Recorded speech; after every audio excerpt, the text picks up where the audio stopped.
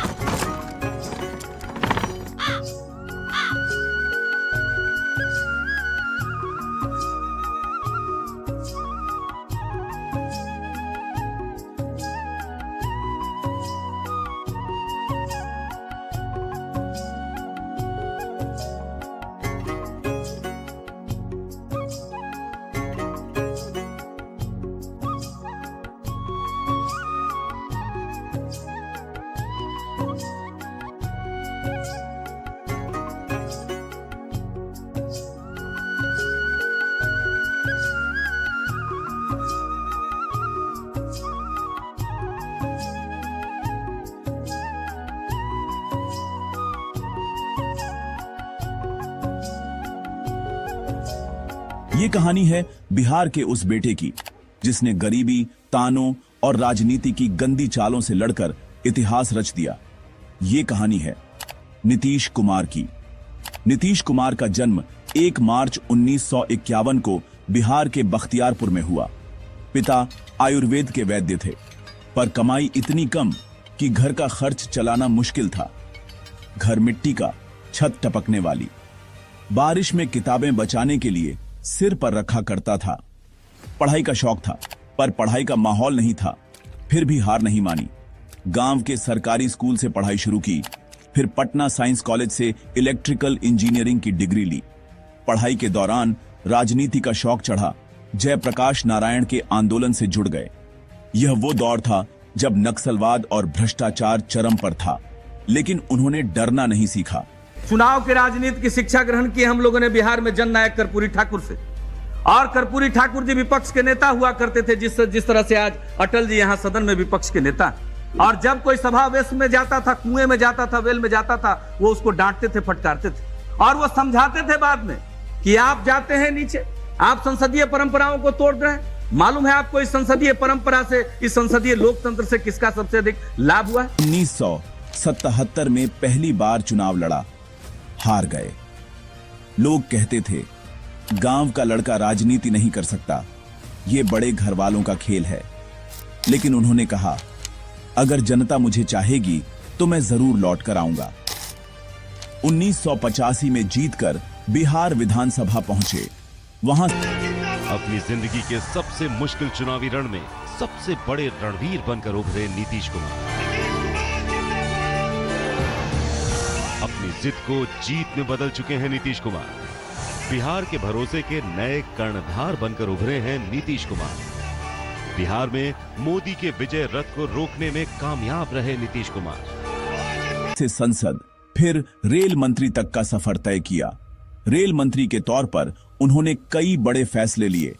महिलाओं के लिए अलग कोटा, इंटरनेट टिकट बुकिंग और सुरक्षा सुधार।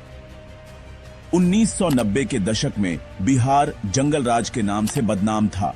गुंडा राज, अपराध, अपहरण और नीतीश कुमार को कई बार जान से मारने की धमकियां मिली।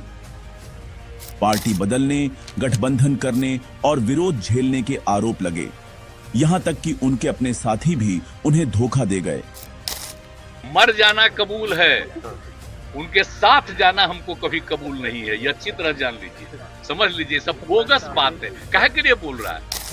2000 में पहली बार मुख्यमंत्री बने, लेकिन सिर्फ 7 दिन के लिए सरकार गिर गई। हार नहीं मानी, 2005 में दोबारा मुख्यमंत्री बने। वो तो खुद कोई भी आदमी जान सकता है कि जब रोड न था, लाइन न था, आने जाने की व्यवस्था नहीं था, तो कितना परेशानी होगा से। अगर है राघोपुर में माननीय मुख्यमंत्री जी ने एक नया तोहफा दिया है राघोपुर की जनता को। इसके लिए हम कोटि कोटि बधाई मुख्यमंत्री जी को धन्यवाद देते हैं। पहले क्या था, लोग ग्राम संगठन के मीटिंग होकर और सब दीदी इकट्ठा होकर हम लोग चली गए डीलर के पास। उनको दरवाजे जब जाने की कोशिश किए तो डीलर अपना दरवाजे से भाग चले। तो पर फिर भी 5-10 दीदी दरवाजे रहे और 5-10 दीदी से मिल के और जाकर खोज कर उनकर लाए और ला के खोज उज के फिर बातचीत किए तो कहा कि हमारा पास तेल नहीं है, तेल नहीं देंगे।